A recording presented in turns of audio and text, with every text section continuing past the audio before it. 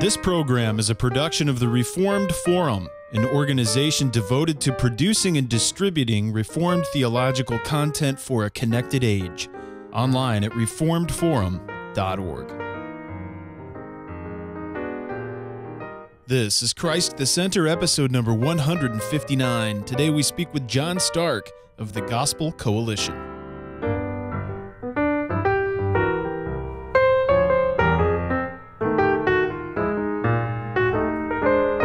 Welcome to Christ the Center, Doctrine for Life, your weekly conversation of Reformed theology. My name is Camden Busey, and we have a great episode lined up for you today.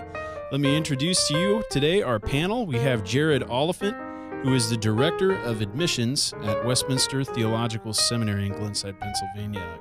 How you doing, Jared? It's great to have you. Good. Thanks, Camden. We also have our special guest today. We've got a small panel, but we're going to be focusing in on a great topic. We have calling all the way from, I don't know where. Where are you, John? Right now I'm in Tucson, Arizona. We have from Tucson, Arizona. We have John Stark, who is with the Gospel Coalition. He's an editor there, works on a bunch of the websites and some other resources. So we are very pleased to have John Stark on the program today to discuss the Gospel Coalition. Jared had this idea to discuss about this topic, and we are very excited to do so today. But before we do that, we have a few bits of news that we need to mention. Jared?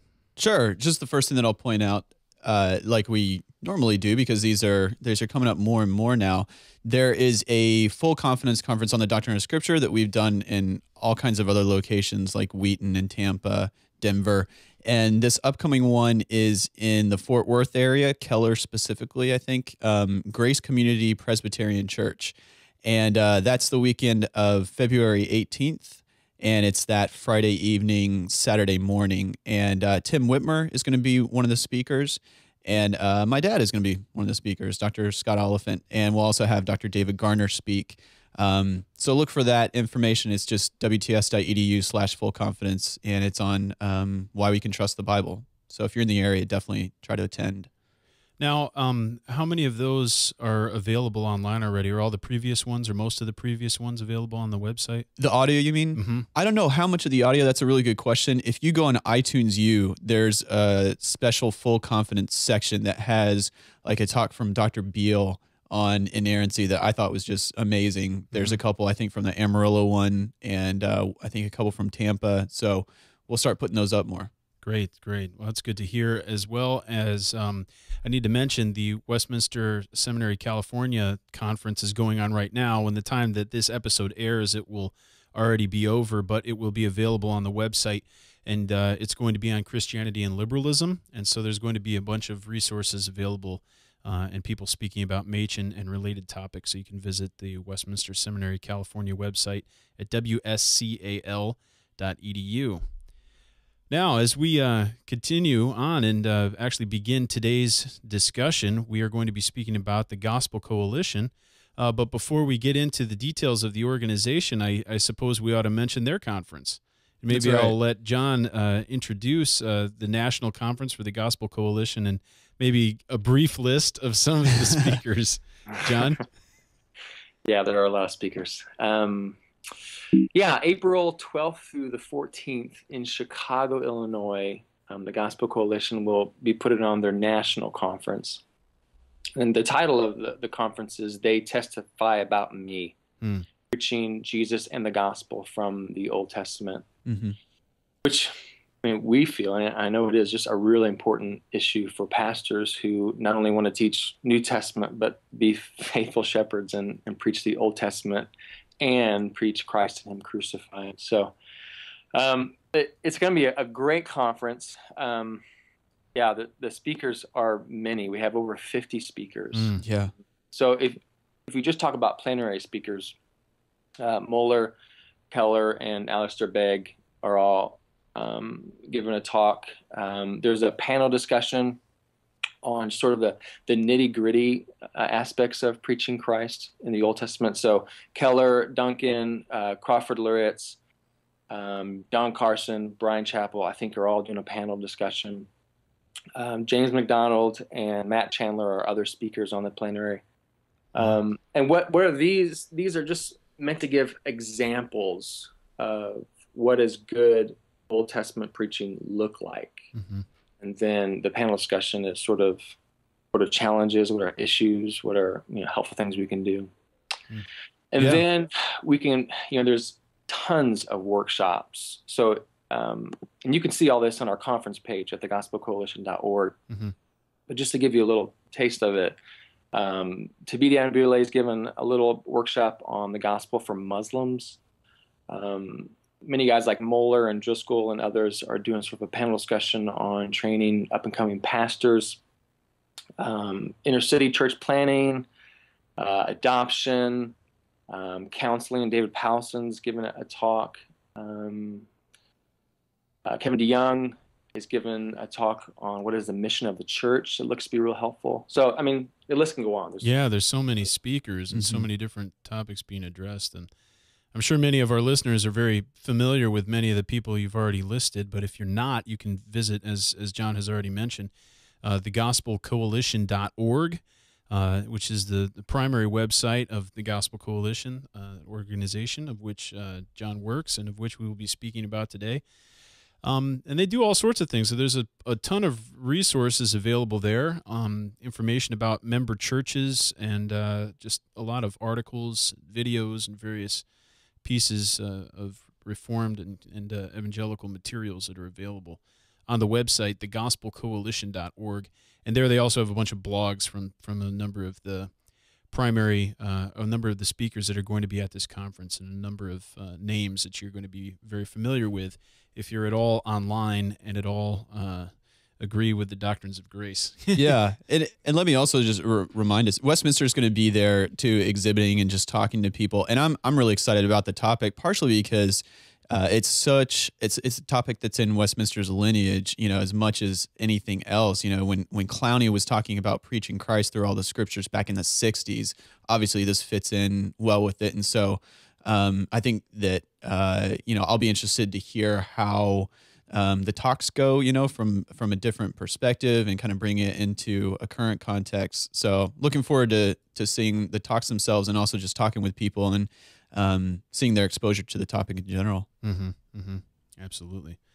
Now, John, could you just provide a brief overview for those of our listeners who don't or aren't aware of the Gospel Coalition, or maybe just heard of it in passing? Can you describe a little bit about what the organization exists for, what its purpose is, and what are some of the activities that you do? Yeah. Well, I guess the face of it is a lot of the conferences. So this will be coming up on our third conference. So the last conference they just went through 2 Timothy. Each speaker did an exposition of a particular text with a number of breakout sessions as well. And so we've had 3 total. So that's probably what people know of the Gospel Coalition most is the conferences. But we also have a website with a number of resources, as you've already mentioned, and sort of a community of bloggers. So Justin Taylor, Kevin DeYoung, and Tabitha Anabule and others have their blog there. And TGC has their own blog where we put out 1 to 2 or 3 articles a day that we hope are helpful. But I guess what the main goal is to really help and equip local churches to make the gospel the main thing. Mm-hmm. So, I mean, everything we try to do is wrapped around that one vision. And so, yeah, does that help? Oh, absolutely. And there is, I should say, a need to do just that. A lot of churches exist for who knows what. Maybe they don't understand, or they maybe even will say that they exist to make the gospel the main thing, but in practice don't always live up to that very desire. So having an organization such as the Gospel Coalition is an interesting way in which to promote that. And we've got several questions and things we want to discuss today, just exploring and examining the nature of the Gospel Coalition and its place in the broader and universal church. And that's what we're going to be doing. John, now you're a student at Southern Baptist Theological Seminary, is that correct?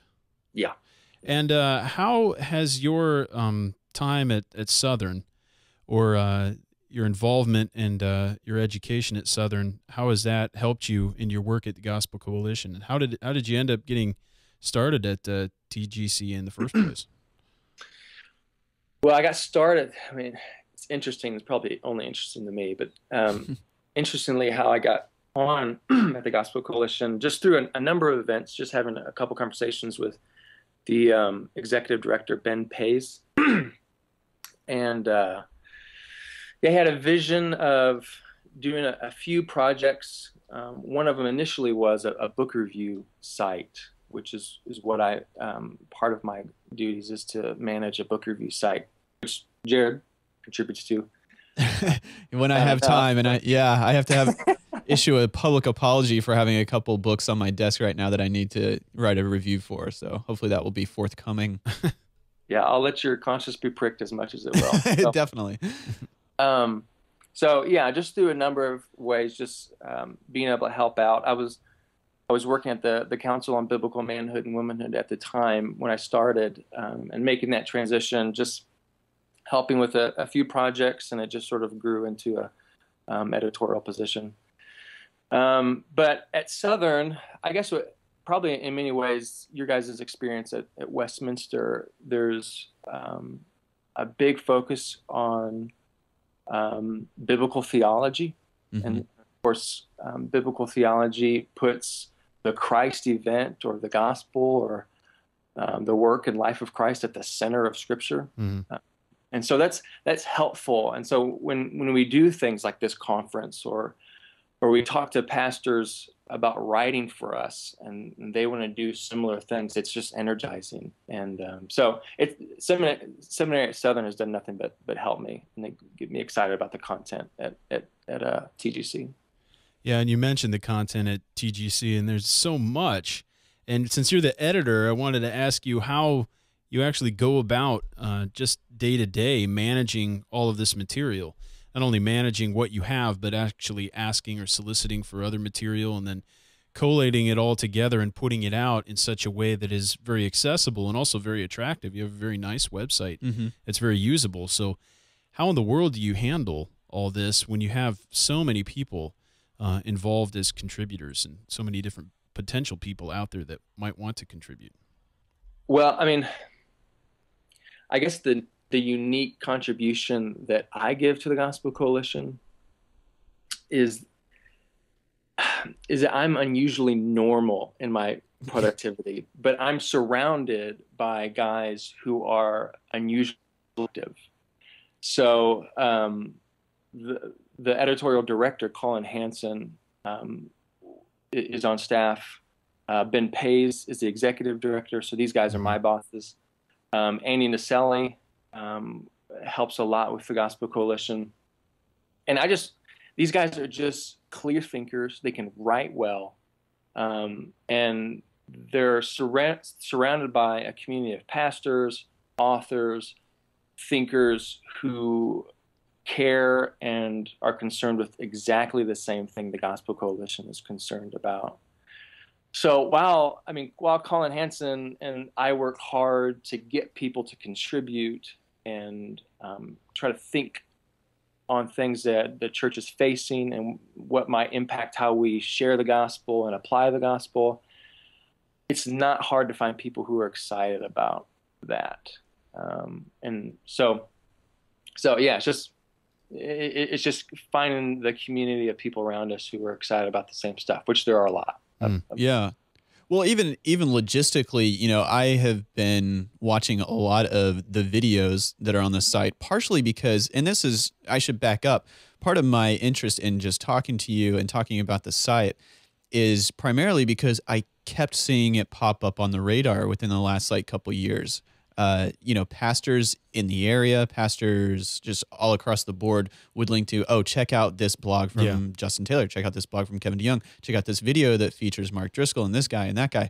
And so, just being on the general, if you want to call it, Reformed radar, I kept on seeing the name pop up. And so I have checked out a number of the videos, and I guess I wanted just to ask you, logistically, how do you get guys whose time is so completely demanded by all these constituents. You know, when you put a guy like Mark Driscoll, Justin Taylor, and Francis Chan in one room, that's one location in America, you know, and it happens frequently, you know, like Keller and Carson get together, and there's all these combinations of prominent church leaders. So, and I guess I'm asking because I know other people are thinking, how do you get these guys together when their schedules are the way they are?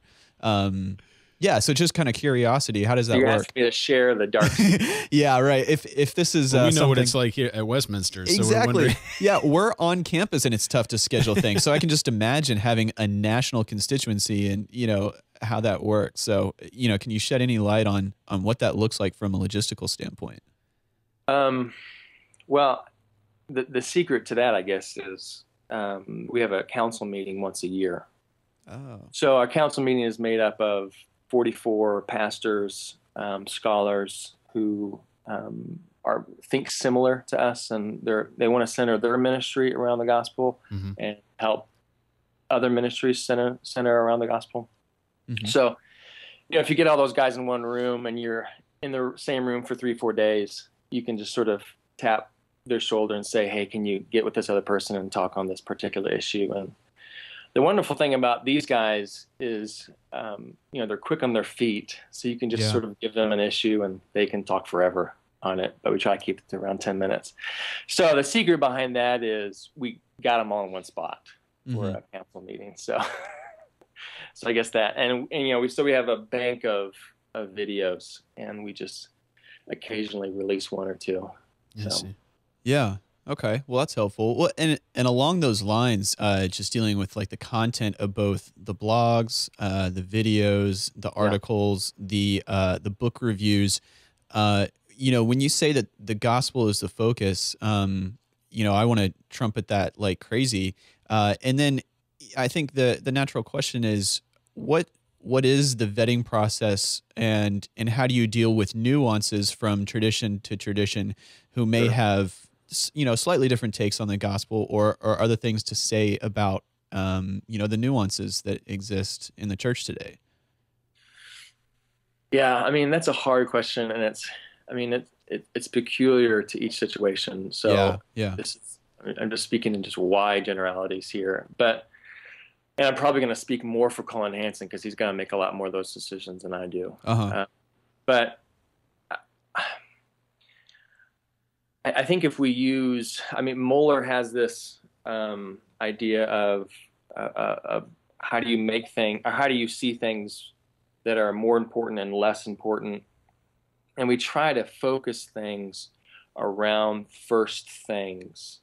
So, like for example, Paul Tripp just wrote 2 articles for us on parenting.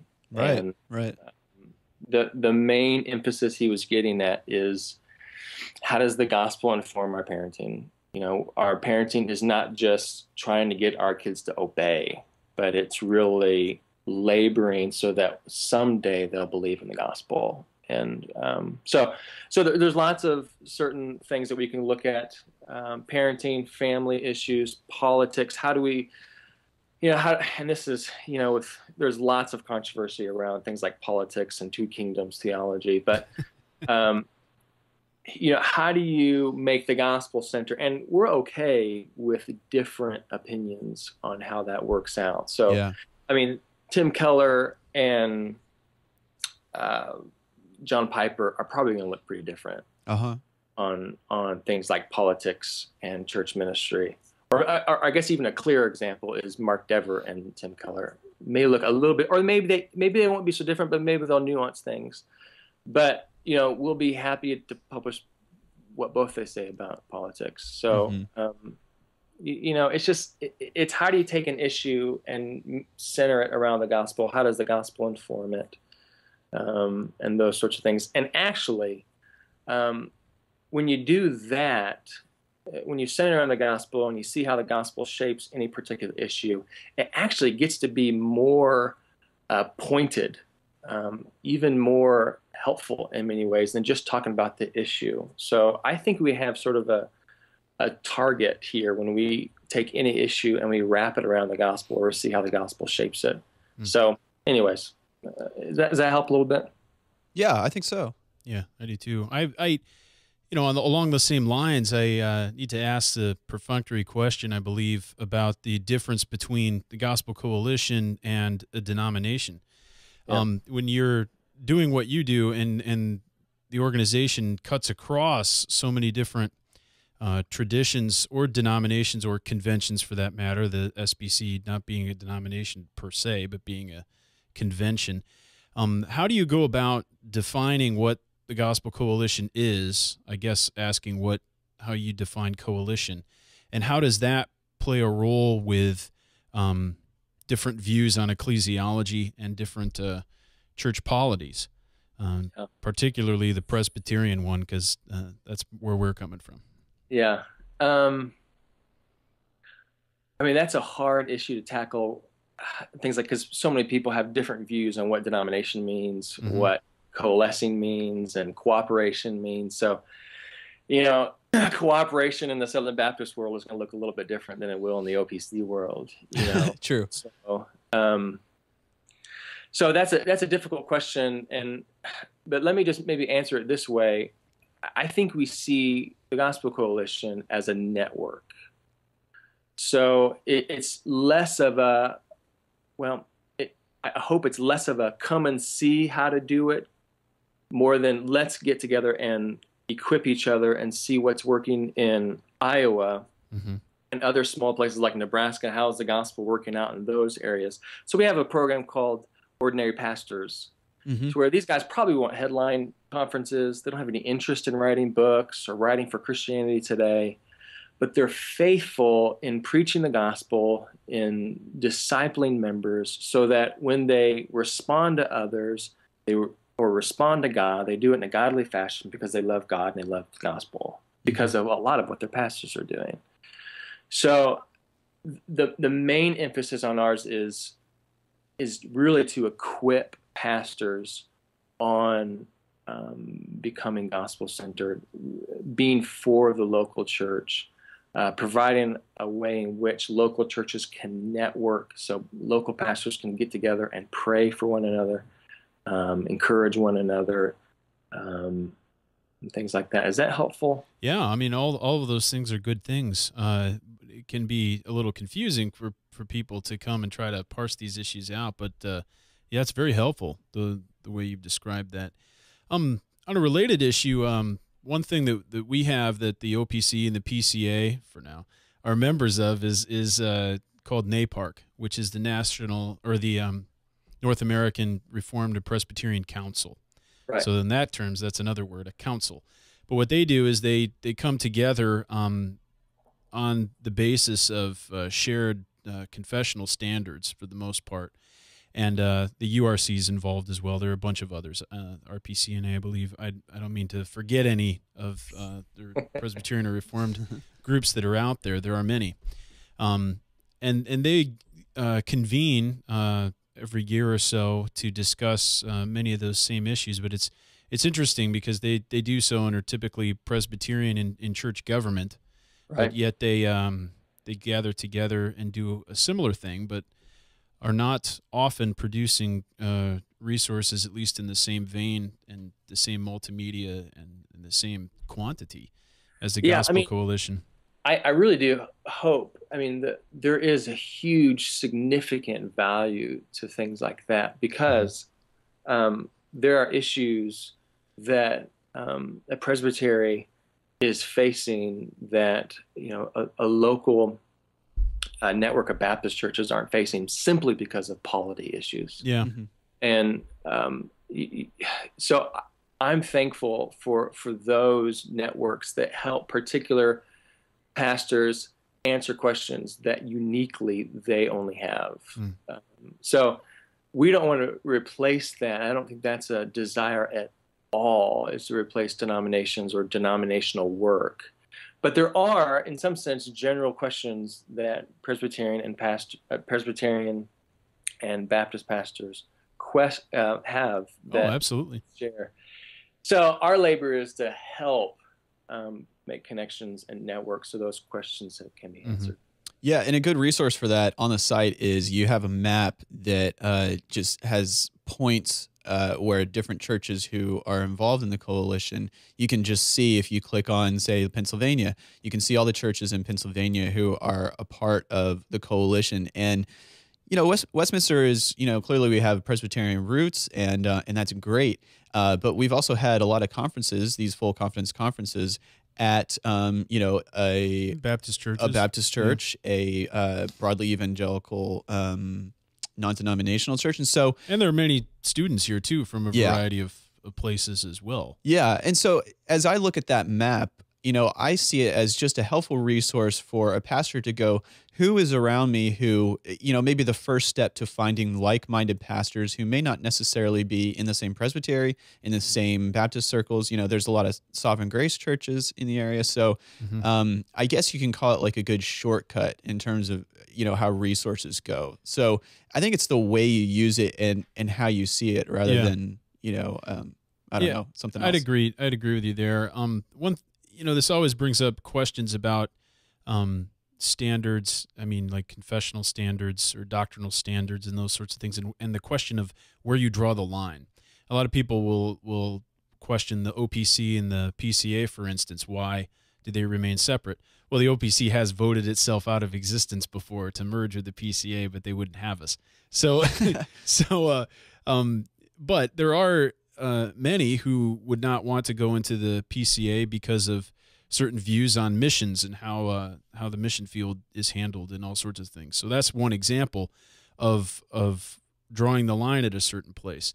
I guess from you, John, I have a question in terms of, yes, we want the gospel to be the main thing and the gospel to be central, and that's absolutely critical, the most critical thing in terms of Christianity and the church. How do we go about defining what the gospel is, and at what point do we say something is beyond the pale of the circle or outside the circle of the gospel coalition? Because I guess we're kind of drawing increasingly broader or narrower circles. You mentioned Al Mohler and his important things and then secondary things. And I guess the distinction between the PCA and the OPC is a much tighter, narrower circle. At what point do we get to a circle that's too large? Well, I mean, as far as cooperating with one another, I guess so. I mean, we talk about, let's say, maybe a better question, because I'm asking too broad of a question. Maybe a better question would be, what is the process for a church that comes to the Gospel Coalition and says, I would like to be a member church? How do some of those questions get answered? Or what are the standards by which they must subscribe in order to be a member of the coalition? Well, I mean, if you go to the church, the TGC network, right? You've published information on the website. Yeah, you can go there, and a lot of those questions can be asked. But I guess a lot of those questions on how to get involved can be answered. Mm-hmm.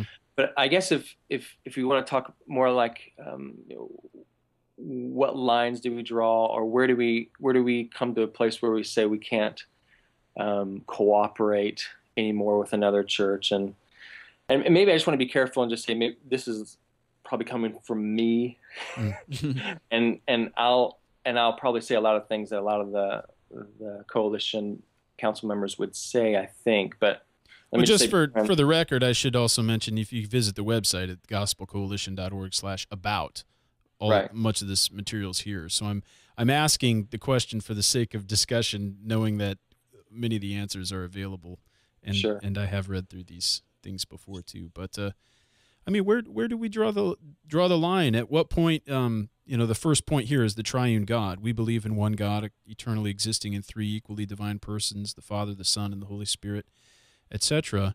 Maybe it's a question that people aren't asking, but why is that a requirement? If they think the gospel's the main thing, what about the Triune God? Are these just arbitrary, or how do we go about determining what the important things are, I guess?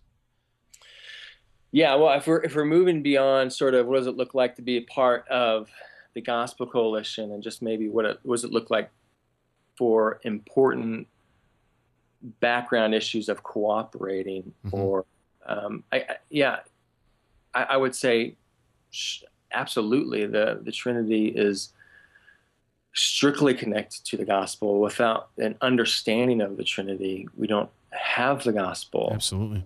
So, I mean, you're just getting generally Christian with belief in the Trinity, but you can also believe in the Trinity and not hold to a very clear understanding of the gospel. Mm-hmm. Mm-hmm. So, our Catholic brothers and sisters believe in a wonderful understanding of Orthodox Trinitarianism. Mm-hmm. But when that moves towards articulating a view of the gospel, well, I mean, just being Protestant, I'm going to probably not cooperate with them because I think they get the gospel wrong in many ways. Mm-hmm. Right. So I mean, there are ways in which that works out in cooperation. If you're going to work in a presbytery, obviously, you're not going to work with me because I'm a Baptist. But obviously, if we're going to work towards equipping each other and praying for each other in your own small group ministries, Mm-hmm. or your discipleship efforts, or your expository preaching, I think in a lot of ways, you and I can cooperate and encourage one another and share resources and maybe even meet up on a regular occasion. I think that's necessary in an imperative of just living in the body of Christ. It's not an option. Absolutely. Now, what that cooperation or meeting together or looks like is a difficult question. Yeah.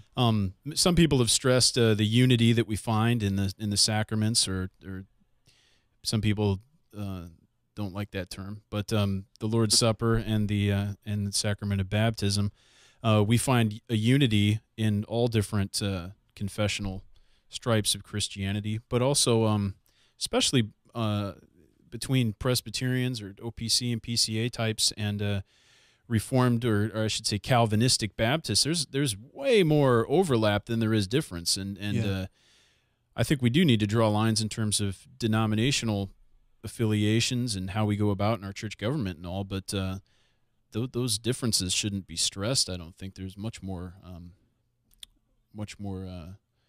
that we share in common than there is that is different. Yeah, and John, I know we're kind of pushing you beyond maybe what you anticipated in terms of questions, but one question I had is, as you see just the trend that's probably overhyped a lot when we talk about these things, but with the young, restless, and reformed, however you want to define that and however you want to see that, what do you see both in talking to the constituency and the church leaders that you interact with, like a Moeller and, all the way from like a Pallison to a Tabiti and Dever and all those guys. And also, what are you seeing with just the users of the site as well, with their comments, what they're interested in, things like that? Do you see any marked trends going forward, as people interact and they deal with different theological topics and issues and those things? Yeah, that's a good question.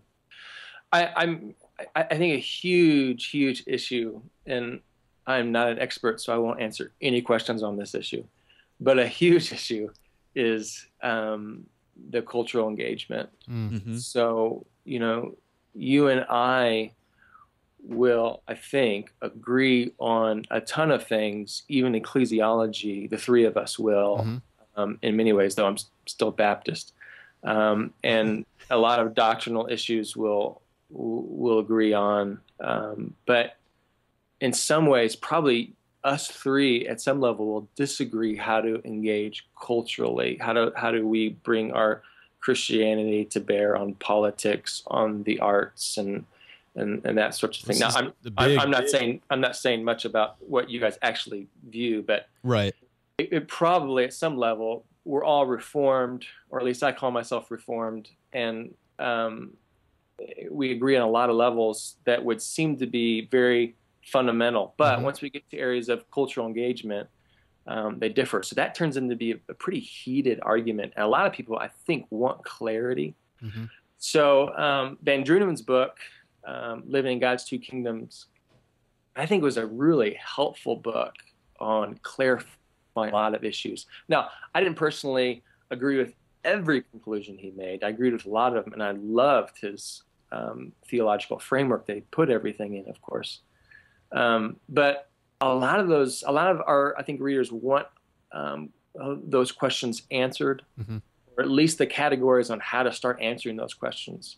Yeah. So that's a huge concern, a huge issue that that probably reform types are going to be all over the map on. Yeah, exactly. I mean, even within the denominations, Reformed denominations, there are huge differences on how to answer those questions. We were able to do a little bit of a Christ and Culture series earlier last year, and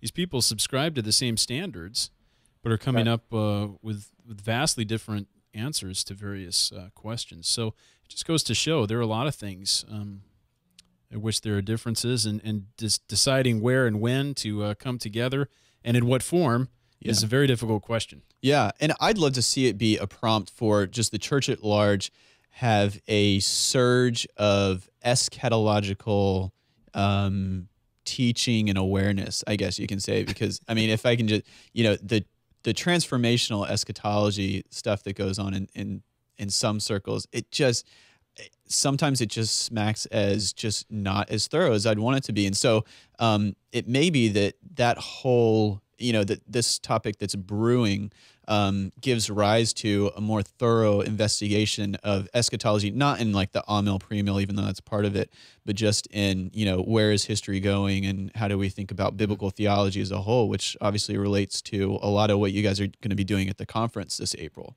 Mm-hmm. Yeah, I mean, you guys are probably able to be a little bit more free in your comments than I am on this issue. That's a good point. I will say someone like Van Drunen's book, and from what I'm hearing, Greg Gilbert and Kevin DeYoung's book that's coming out soon on the mission of the church, I think these guys are trying to be more, or I know Van Drunen is, much more sophisticated theologically than most transformational guys and some other folks. They're not as clear theologically on where they come from their conclusions. So I think a helpful contribution that people from the Gospel Coalition is trying to contribute is, okay, let's be thoughtful with first things, get a biblical framework, and then work out from there. And yeah, I mean, Van Drunen's been a big help with that. So yeah. Well, as we start to wrap up, what, for addressing our listeners, your readers, your listeners, your viewers, how would you see, or how would you want people to use the site primarily? What are your goals and visions for the site just being a helpful resource? Well, and I hope I've stressed this throughout the interview, I want it to be, and not just me, the Gospel Coalition, a landing page for encouragement for local churches. So, I mean, that's just the big push, is for local pastors, local lay leaders, thinking Christians to come, and they'll find 2 or 3 articles a day. They'll find resources. I mean, if you go to our resources bank, we'll have pretty much an MA level of free lecture series from Westminster, RTS, Covenant Theological Seminary. I mean, I think there's something like 1,800 courses available. Yeah. So, I mean, there's a tons of resources available. There's lots of thoughtful blogs. So Justin Taylor, Kevin DeYoung, Tabidi, Tullian. Yeah, I'm going to forget them all. So I'm already going to feel bad about that. So, but it's a place that I hope that pastors and lay people and thinking Christians can come and be equipped to think biblically, to make the gospel center. So the gospel informs our decisions and how we respond to one another, informs our preaching and our small group and our discipleship and evangelism and missions and that sorts of stuff. So that's the big hope. I mean, there's all kinds of small agendas that show up in different spots, but that's the big desire. Yeah, good. Yeah, well, John, I do want to thank you for joining us, and thank you so much for your work. Gospelcoalition.org is a website that I frequent very often, and I know many of our listeners do as well. There's always very informative and interesting materials available there. So thank you so much for joining us today. We really appreciate it. Yeah, well, I'm a big fan of you guys, so it's an honor. Well, we appreciate all your work, and thank you for taking the time. And we want to point everyone, of course, not only to thegospelcoalition.org, but to our website as well, at reformforum.org. There you can find several resources that we have as well, mostly audio, but we're trying to get into the video world a little bit piece by piece. So we have been broadcasting this episode live, both in audio and video, and it will be available on the website in both forms at reformforum.org. I want to thank everybody for listening, and we hope you join us again next time on Christ the Center.